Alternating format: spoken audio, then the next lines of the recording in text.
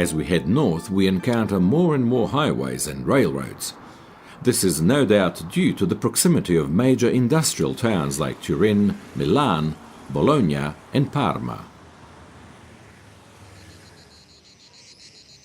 Halfway up the coast, in the heart of Abruzzo, there's another change of scenery. A succession of stone villages perched slightly inland from the coast.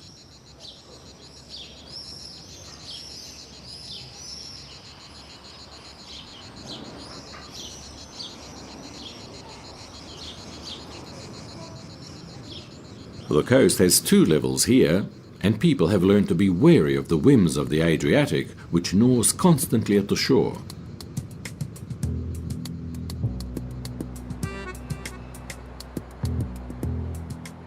Ancona, just a short sail from Croatia across the strait. There is a lot of maritime traffic to and from Zadar, Split, Dubrovnik and Greece.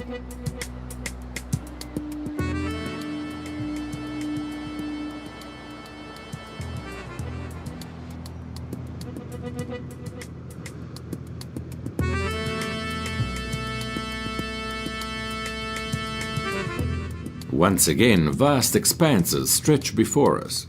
This is Rimini, the birthplace of legendary filmmaker Federico Fellini.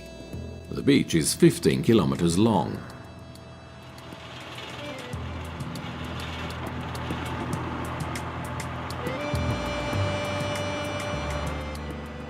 The parasols have been put away, and to make sure everything is all set for next summer, the sand is pushed back away from the shore.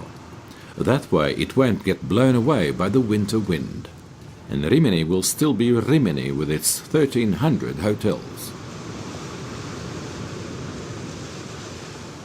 Beyond the beaches, nightclubs and pizzerias, the Adriatic coast takes on a starkly different demeanour at the Po Delta. The delta forms one of the largest fertile plains in Europe. It is a protected area and innumerable bird species live here.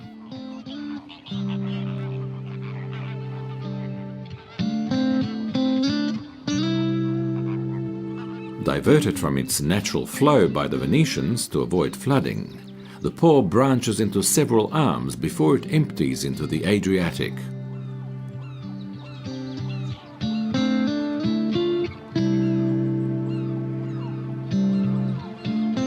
In several places we find trabocchi, small buildings perched on stilts.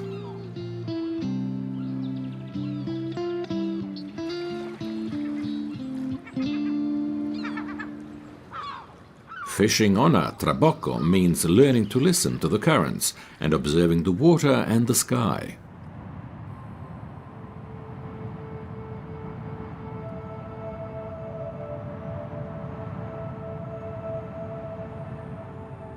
We return to the coast and continue north, leaving the impersonal resort towns behind.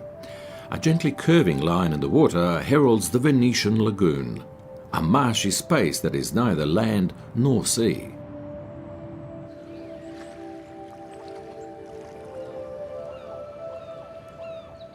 The waters of the lagoon are shallow, yet plentiful. A fisherman has staked his claim here too.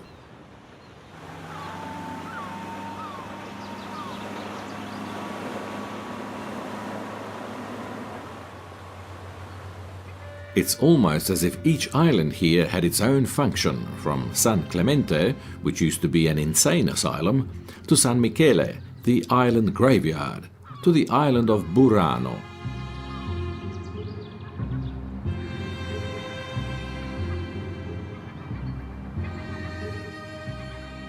There's a lot of boat traffic between the islands and the mainland. Water taxis navigate back and forth between the outer islands and Venice. This is the Grand Canal, the main thoroughfare, lined by over 100 palaces built by rich merchants in the city's glory days. There are 118 islands, 160 canals and 400 bridges. It's a city of art, theatre and opera. The population was nearly 200,000 in 1950, but it is only about 60,000 today.